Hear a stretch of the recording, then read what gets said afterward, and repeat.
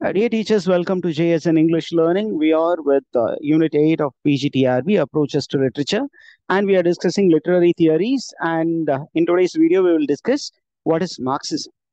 Okay, what is Marxism? அப்படிங்கிற அதுதான் இன்னைக்கு நம்ம டிஸ்கஸ் பண்ண போறோம். Marxism, what type of philosophy is Marxism?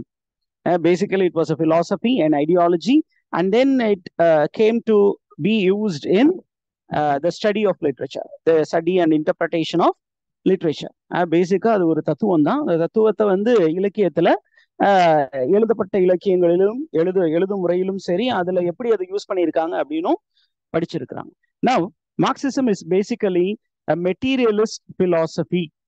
When we say materialist, it is a philosophy which focuses on economy. According to materialism, economy is the cause for all the problems in the world. அப்படின்னு சொல்லக்கூடிய இப்போ materialism is a reaction to a few other isms. What is this as a reaction அப்படின்னு பாத்தீங்கன்னா, materialism is opposed to idealist philosophy. This point is very important. Okay, I think it doesn't work well. Okay, it is opposed to idealism of Plato. According to Plato, ideas, what is in the world of ideas, that alone is real. What we see in the real world is not real. அப்படின்னு சொன்னாங்க. And this was taken up by the church also. Church என்ன சொல்லுச்சுன்னா, இந்த உலகத்தில் நீங்க கஷ்டப்பட்டீங்கன்னா கவலைப்படாதீங்க, உங்களுக்கு விண்ணுலகத்துல கைமாறு மிகுதியாக கிடைக்கும் அப்படின்னு சொன்னாங்க. அப்ப அவங்க எல்லாரும் என்ன பண்ணாங்கன்னா, இந்த உலகத்தை விட்டு வேறு ஒரு உலகம் அப்படின்னு மட்டும்தான் யோசிக்க ஆரம்பிச்சாங்க. And people made use of it. They made use of it to actually subjugate people. ஆனா மார்க்ஸ் என்ன சொன்னாரு, the whole of history is functioning based on material அப்படின்னு சொன்னாரு. இந்த philosophy is a highly revolutionary philosophy. Keep this in mind. And one of the key terms is revolution. என்ன அப்படின்னு சொன்னீங்கன்னா, this world is led by a minority group which actually is having power in its hand. All the money that comes out of production is owned by minority people who consider themselves to be majority. ஒரு சிறிய தொகையிலான மக்கள் என்ன பண்றாங்க அப்படின்னா, they are controlling the production. அந்த ப்ரொடக்ஷன்ல இருந்து வரக்கூடிய profit எல்லாமே ஒரு சிலர் கையில் தான் இருக்கிறது. அவங்க என்ன நினைச்சுக்கிறாங்கன்னா, since they have the power, they think they can do anything to people under them, and the majority become powerless. அப்போ கார்ல் மார்க்ஸ் என்ன சொன்னாருன்னா, the whole world is functioning because of class struggle. The whole world is functioning because of class struggle அப்படின்னு சொல்லிட்டு, since he is from German background, Karl Marx, the founder of Marxism, அவர் என்ன சொன்னாருன்னா, he found that there was a conflict between the bourgeoisie and the proletariat. Industrial backgroundல there was a conflict between bourgeoisie and proletariat. Bourgeoisie அப்படின்னா capital, the capitalist or the owner class, and there was always a tension between the owner class and the working class. And the working classக்கு ஆன German term தான் proletariat. அப்ப இந்த ப்ரொலிட்டேரியேட்டுக்கும் பூஷ்வாஷிக்கும் இடையில எப்பொழுதுமே ஒரு tension இருக்கு. இப்ப இந்த ப்ரொலிட்டேரியேட் என்ன பண்றாங்க அப்படின்னா, they have to come together and they have to put a full stop to the class structure. The class, அதாவது the so called working class, owner class மேல working class கீழே, அந்த இந்த கீழே இருக்க கிளாஸ் என்ன பண்ணணும், தனித்தனியா பிரிஞ்சு கிடக்கு. they have to consolidate and they have to create a revolution. And the end point of the revolution is establishing a classless society. Okay, classே இல்லாத ஒரு சொசைட்டி, சமத்துவ ஒரு சமூகம் உருவாக்க வேண்டும் என்று கார்ல் மார்க்ஸ் ஆசைப்பட்டார். ஆனா அவருடைய காலத்திலே அவருடைய philosophy was not taken well. It was misused அப்படின்னு அவரே சொல்லி இருக்கிறார். இப்போ இந்த ரெவல்யூஷன் அப்படிங்கிற concept is associated with Karl marks. Okay, now Karl Marx அப்படிங்கிற அந்த பிலாசபர் எழுதிய Das Kapital, or it is translated into English as The Capital, that becomes the Bible for Marxism. ஏன் அப்படின்னு சொன்னீங்கன்னா, அவரு இப்ப நம்ம பேச போற எல்லா கான்செப்டுமே இந்த புக்ல தான் அவரு எழுதினார். அதற்கப்புறம் in 1848 Karl Marx and his fellow comrade Friedrich Engels, they are companion ideologists, together they brought out the Communist Manifesto என்ற புத்தகத்தை அவர்கள் எழுதினார்கள். அண்ட் இந்த ரெண்டு புத்தகமும் they are very very important. இப்ப நமக்கு ரொம்ப முக்கியமானது என்ன அப்படின்னு சொன்னீங்கன்னா, இந்த தியரி வந்து எதை பின்புலமாக வைத்து வந்த தியரி அப்படின்னு சொன்னீங்கன்னா, according to Karl Marx, whole world is filled with class difference. இந்த உலகத்தில் இந்த கிளாஸ் டிஃபரன்ஸ் என்பது ஒன்று இருக்கிறது. இது இன்னைக்கு மட்டும் இல்ல, ஆதி காலத்துல இருந்தே இருக்கு அப்படின்னு சொல்லிட்டு he made a historical study of the class differences which existed in different points of time. அதை பத்தி நம்ம இன்னும் கொஞ்சம் நேரம் கழிச்சு பார்ப்போம். ஆனா பேசிக்கா அவர் என்ன சொன்னாரு அப்படின்னா, இன்னைக்கு உலகத்துல நிறைய பிரச்சனை இருக்கு அப்படின்னா, அந்த பிரச்சனைக்கெல்லாம் காரணம் என்ன அப்படின்னா economy is the main concern for people. இந்த ஒர்க்கர்ஸுக்கு அவங்களுக்கு அதிகமான ஊதியம் வேண்டும். ஆனா இந்த ஓனர்ஸுக்கு இந்த ஒரு ப்ராடியூஸ் உடைய ஃபுல் ப்ராஃபிட்டும் அவன் கையில இருக்கணும். உற்பத்தி ஆகக்கூடிய பொருளின் அதுல இருந்து வரக்கூடிய லாபம் யாருகிட்ட இருக்கணும் அப்படின்னா என்னிடம் இருக்க வேண்டும் அப்படின்னு ஓனர் அவன் சைட்ல கிளைம் பண்றான். ஒர்க்கர்ஸ் என்ன சொல்றாங்க, நாங்க தானே ப்ரொடியூஸ் பண்றோம், எங்களுக்கு கொஞ்சம் அதிகம் கொடுத்தா என்ன அப்படின்னு ரெண்டு சைட்லயும் அவங்கவுங்க சைட்ல ஆர்குமெண்ட் இருக்கு. ஆனா கார்ல் மார்க்ஸ் என்ன சொல்லுவாருன்னா, உழைப்பவனுக்கு ஏத்த ஊதியம் கொடுக்கப்பட வேண்டும், அதுக்கு மேல நீ வேணும்னா வச்சுக்கோ அப்படின்னு சொல்லுவாரு. நீ வந்து முதலீடு போட்டாலும் அந்த முதலீடுல இருந்து வரக்கூடிய ப்ராஃபிட்டை அப்படியே எடுத்துக்கிறது நியாயமே இல்லை, அந்த மாதிரி விஷயம் தப்பு அப்படின்னு கார்ல் மார்க்ஸ் சொன்னாரு.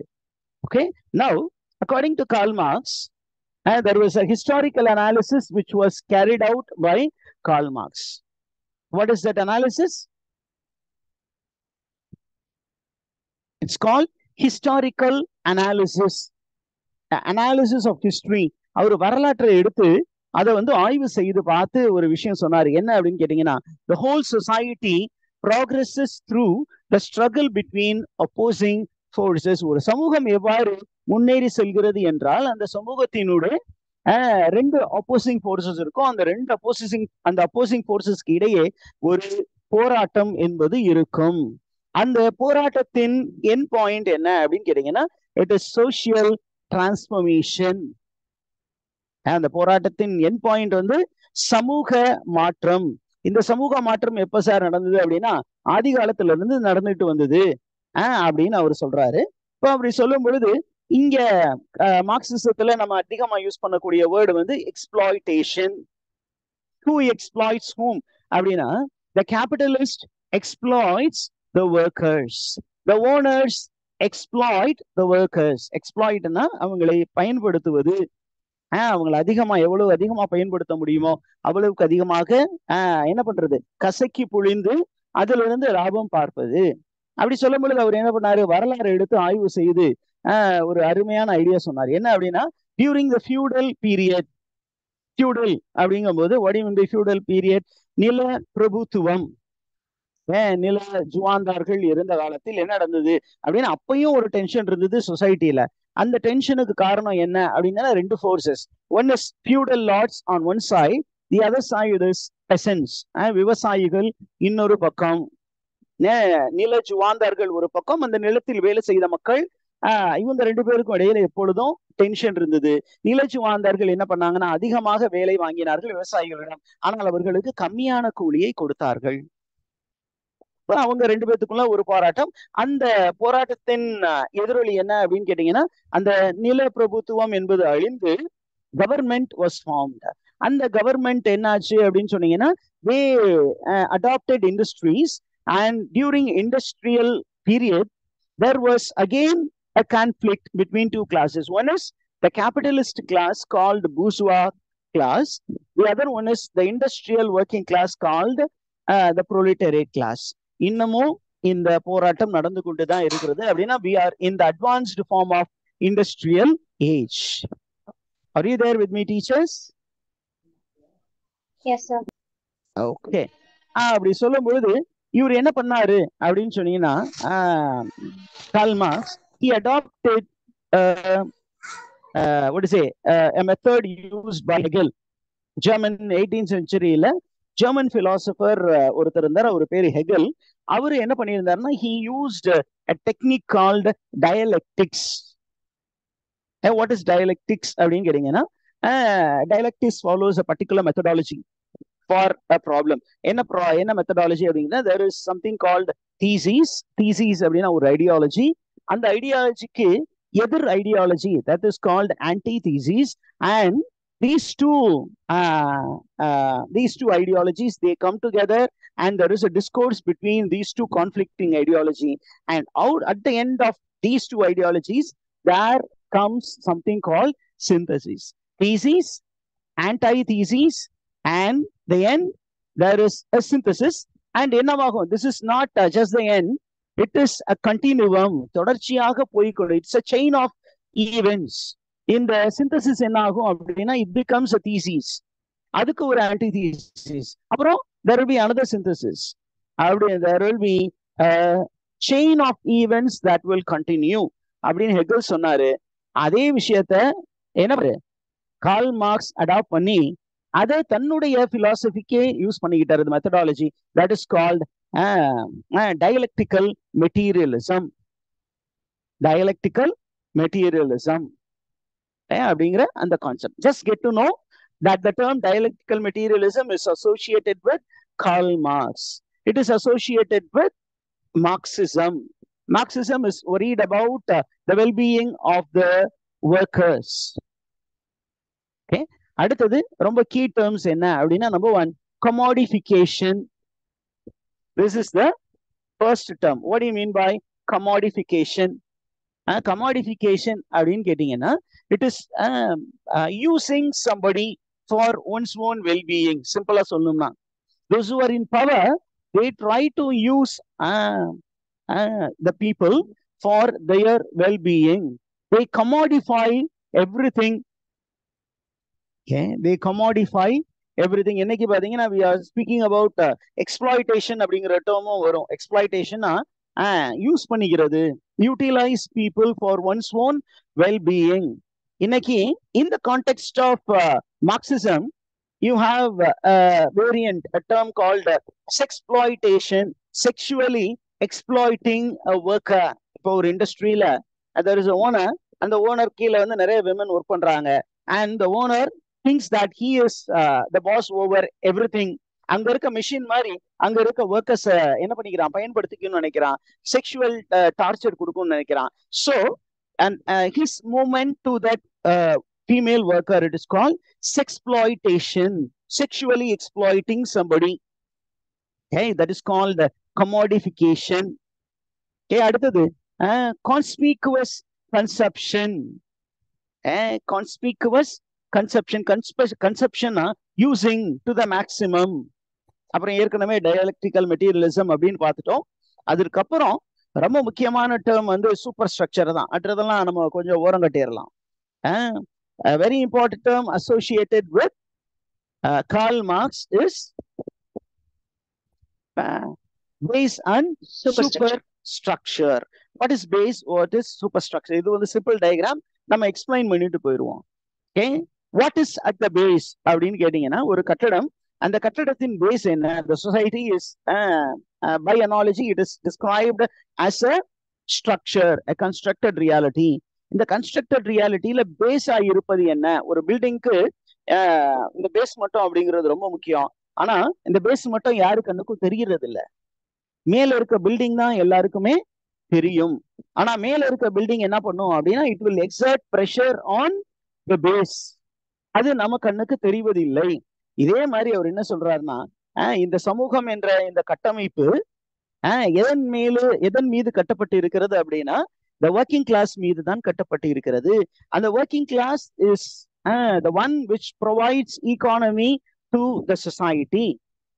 இந்த economy பொருளாதாரத்தை இந்த உலகத்திற்கு கொண்டு வருவது யாரு அப்படின்னா it is the workers, and the workers are insignificant. ஆனா இந்த ஒர்க்கர்ஸ் அதே அடிமை நிலையில வச்சிருக்கிறதுக்கு மேல இருக்கக்கூடிய அந்த அமைப்பு என்ன பண்ணுது, அரும்பாடுபடுகிறது. இல்லைன்னா இவன் என்ன பண்ணிடுவான், கிளர்ச்சியை கொண்டு வந்துருவான். அதனால என்ன பண்றான், those who are in power, they have created a superstructure, and that superstructure, what does it do? It sends ideology to the base and keeps the base in the same condition. In the same condition அப்படிங்கிற டேர்மும் ரொம்ப important. It is called status Guo. STATUSQUO means maintaining the same condition. Okay, what are those things that are in the superstructure? na first therinju vechukuvom. And the things that are in superstructure are art, law. Okay, enga idu vechirundome highlighter irukume. Let's take the highlighter. Okay, art, superstructure il irukkudiya elements. What are the elements that make up the superstructure? Art, law, politics, religion, and all the ideological institutions. இது எல்லாம் யாருடைய கட்டுப்பாட்டில் உள்ளது அப்படின்னு கேட்டீங்கன்னா, it is under the control of the one who is in power. The one who is in the power is the capitalist or the owner. அவன் என்ன பண்றான், இந்த பவர் வச்சிருக்கிறவன், அந்த பவர் சீட்ல இருக்கிறவங்க, பணம் வைத்திருக்கக்கூடிய முதலாளிகள் என்ன பண்றாங்கன்னா, they are using art form in order to keep the workers under control. They use law to enforce discipline or the same conditionல வச்சிருக்கிறதுக்கு முயற்சி பண்றான். இப்போ ஒர்க்கர்ஸ் கொஞ்சம் கூலியை உயர்த்தி கொடுங்க அப்படின்னு ஸ்ட்ரைக் பண்ண போறாங்கன்னு வச்சுக்கோங்களேன், என்ன பண்ணும், அவர்கள் மீது ஒழுங்கு நடவடிக்கைகள் பாயும். ஓகே, சட்டம் பார்த்து கொண்டு இருக்காது, போலீஸ் அடக்குமுறை அப்படிலாம் படிக்கிறோம். என்ன சொல்றாங்க, உங்களுக்கு ஊதிய கட்டு உண்டு, பே கட் கிடைக்கும், அதனால உடனே வேலைக்கு போயிருங்க அப்படின்னு பயமுறுத்துவாங்க. அப்ப என்ன பண்ணுவோம், ஐயோ ஒரு நாள் சம்பளம் போச்சுன்னா என்ன பண்றது, எப்படி குடும்பத்தை நடத்துறது அப்படின்னு என்ன பண்ணுவாங்க. Workers will continue to work like a slave. Even politics does the same. Even religion is the opium of the masses is a very famous statement made by Karl Marx. And all ideologies that we have is something which favors the owners and which disfavors the workers. Are you with me, teachers? Yes, sir. அதுக்கப்புறம் ரொம்ப முக்கியமான point என்னன்னா, Karl Marx என்ன சொல்றாரு அப்படின்னா, the superstructure is the one which maintains the same status. அதை பத்தி என்ன சொல்றாரு அப்படின்னா, this morality, religion, art and philosophy, they are the phantoms formed in the brains of men. They are the devils in our brain, and this devil will not allow us to look up. It will always make us to look down. நம்மளை இதே கண்டிஷன்ல வச்சிருக்கோம். இப்ப நமக்கு ஒரு ஐடியாலஜின்னு வச்சுக்கலாம், Dravidian ideology, politics. இன்னைக்கு டிரெவிடியன் பாலிடிக்ஸ்ல தான் நம்ம இருக்கோம். அப்ப நம்ம இன்னைக்கு ஏன் மேல வரல அப்படின்னு பார்த்தீங்கன்னா, எல்லாரும் ஒரு கட்சியுடைய கொள்கையை பிடிச்சுக்கிட்டே போறாங்க. அந்த கட்சியின் கொள்கை is actually keeping us all serfs. It doesn't allow us to grow higher and higher. அதுதான் ப்ராப்ளம். அதனாலதான் அவர் என்ன சொன்னாரு, morality, religion, art and philosophy are the phantoms. Phantoms means evil spirits formed in the brain of men. It doesn't allow them to make any progress. Okay, அப்ப the production, means of production, அந்த produce பண்றது யாரு அப்படின்னா workers தான். அந்த produce பண்றது மேல அவனுக்கு எந்த பவரும் கிடையாது. Okay, he is the one who makes all the elements of the superstructure function, but in turn the superstructure is actually belittling the base. It is keeping the base in the same old condition by way of ideology. Are you there with me, teachers? அதுதான் நான் அங்க போட்டிருக்கேன். இப்போ அப்படி நம்ம என்ன பண்ண போறோம் அப்படின்னா, கார்ல் மார்க்ஸ்ல இருந்து அப்படியே கடந்து இந்த மார்க்சியன் ஐடியாலஜிஸ்ட்ல மேஜர் ஐடியாலஜிஸ்ட் அவங்களோட கனெக்டடான விஷயங்களை அப்படியே படிச்சுட்டு போகிறோம். அப்படிதான் நம்ம படிக்கணும். அப்பதான் இதுதான் காம்படிட்டிவ் எக்ஸாம்ல கேட்பாங்க. என்ன அப்படின்னு கேட்டீங்கன்னா, இப்ப அப்படியே மார்க்சிசம் படிச்சுக்கிட்டே வந்தீங்கன்னா, we come across a person by name Bertolt Brecht. Who is Bertolt Brecht? அப்படின்னா, he is a literary genius associated with Marxism. Even நம்ம G.V. Shah is a Fabian, and Fabian is a group of Marxist society, and that Marxist society was the one which founded the Labour Party in England. அதே மாதிரி நமக்கு Bertolt Brechtடும் ஒரு important literary Marxist. இவர் என்ன பண்ணாருன்னா, he developed experimental theater, and அவருடைய theater is popularly known as epic theater. What is it called? Epic theater. Epic theater. And in the epic theater was against bourgeois theater. Epic theater was a reaction against bourgeois theater.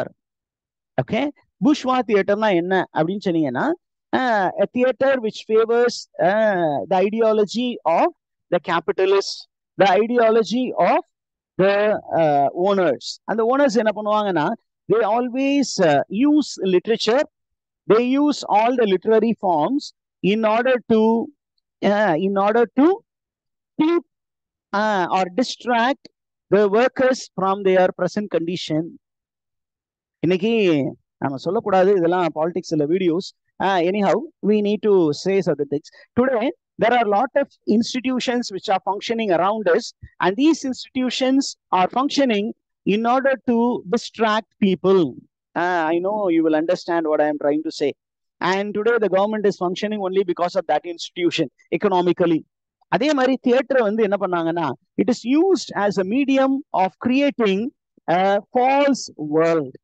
And bourgeois theater was creating an illusionary world.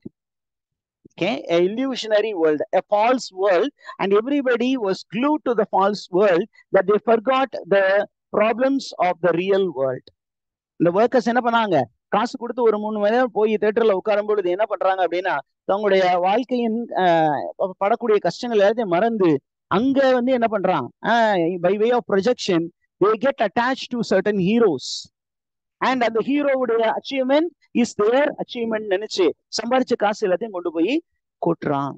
அந்த மாதிரி கொடுக்கக்கூடிய விஷயங்கள் எல்லாத்தையும் அப்படியே உள்வாங்குற ஒரு passive கன்சியூமராக ஒரு audience இருந்தான்.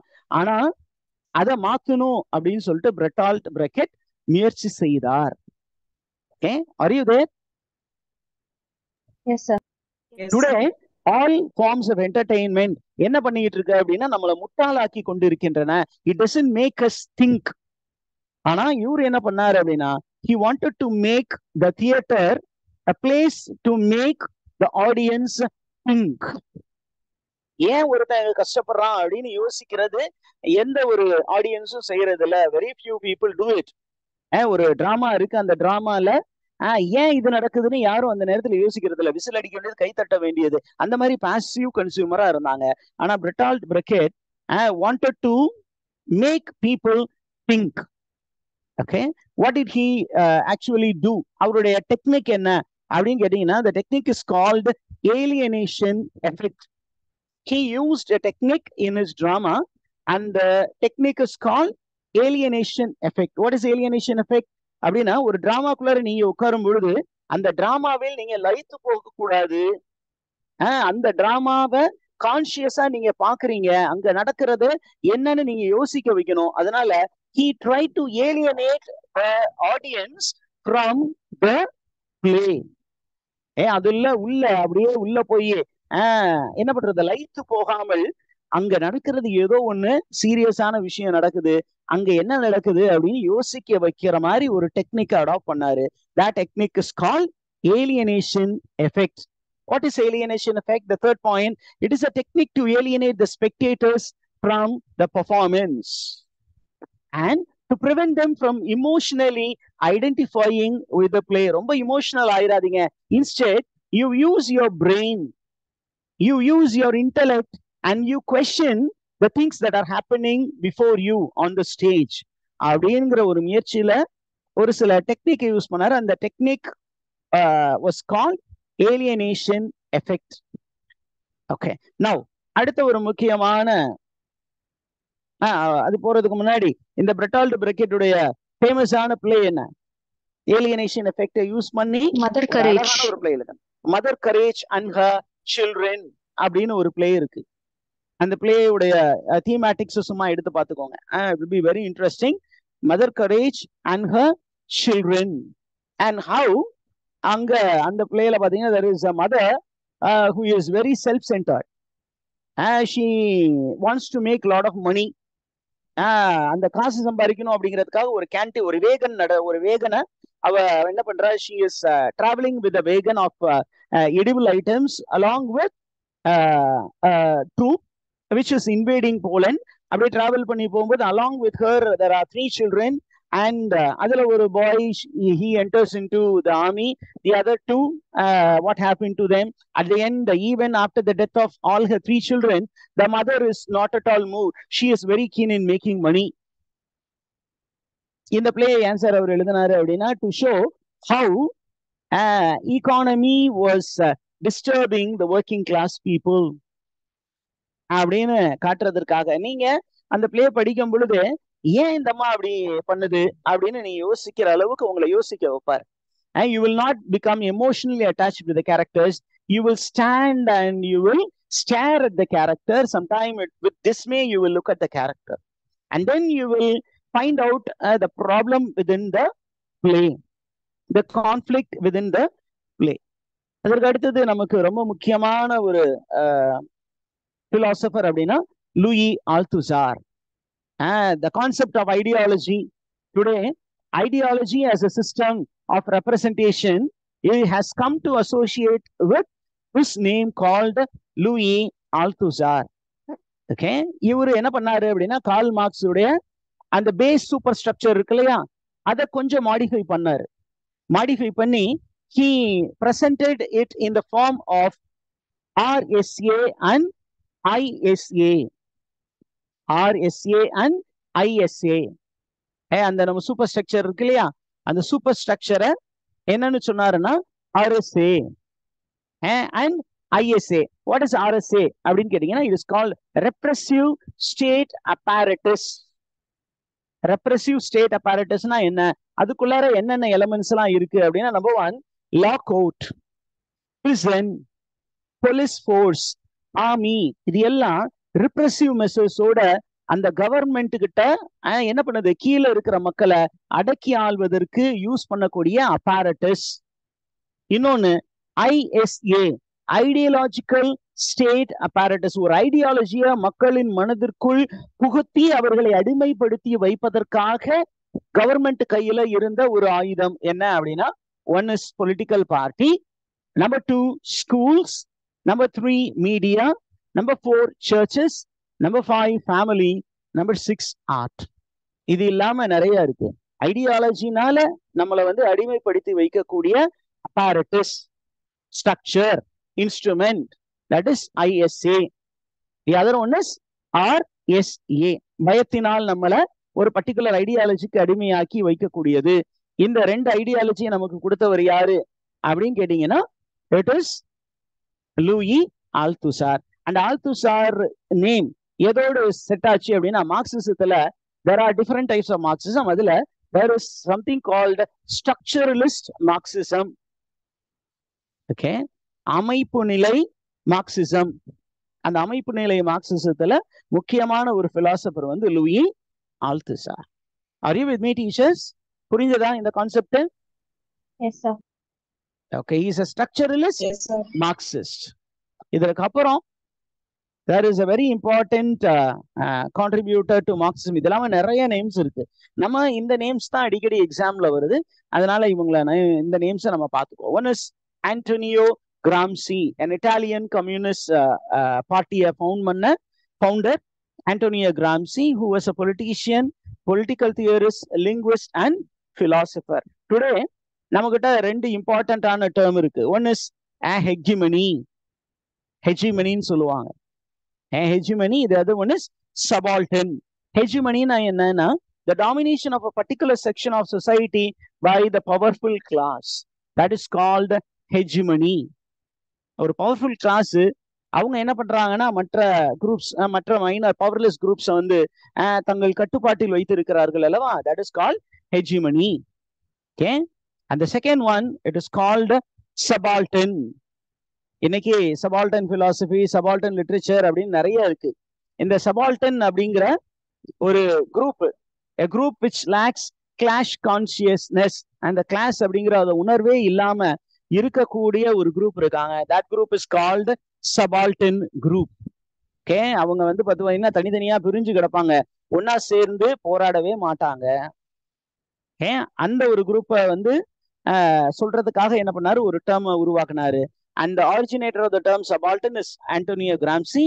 the originator of the term hegemony is Antonio Gramsci. இதற்கு அப்புறம் a branch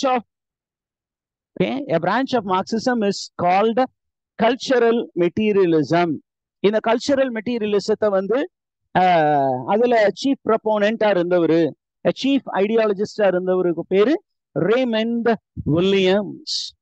ரேமண்ட் வில்லியம்ஸை பொறுத்த மட்டும் okay, there is a relationship between language, literature and society. இவரை பொறுத்த மட்டும் மொழி, இலக்கியம், சமூகம், இந்த மூன்றுக்கும் இடையே ஒரு பிரிக்க முடியாத ஒரு பந்தம் இருக்கிறது. அந்த பந்தத்தை பத்தி ஒரு அழகா என்ன சொன்னாரு அப்படின்னு சொன்னீங்கன்னா, there is something called cultural materialism அப்படின்னு சொன்னாரு. இந்த கல்ச்சரல் மெட்டீரியலிசத்தோட கேரக்டரிஸ்டிக் ஃபீச்சர்ஸ் என்ன அப்படின்னு கேட்டீங்கன்னா, number one, they were analyzing the historical context. Then they had something called a theoretical method. Then the third, it is called the political commitment. And the fourth one, they indulge in textual analysis. Okay, இதுதான் நமக்கு ரொம்ப முக்கியமான information. I think what is the time now, teachers? 3:32. 3:32. Okay, நம்ம என்ன பண்ணுவோம் அப்படின்னு சொன்னா, we will stop here, go for a break and get back. This is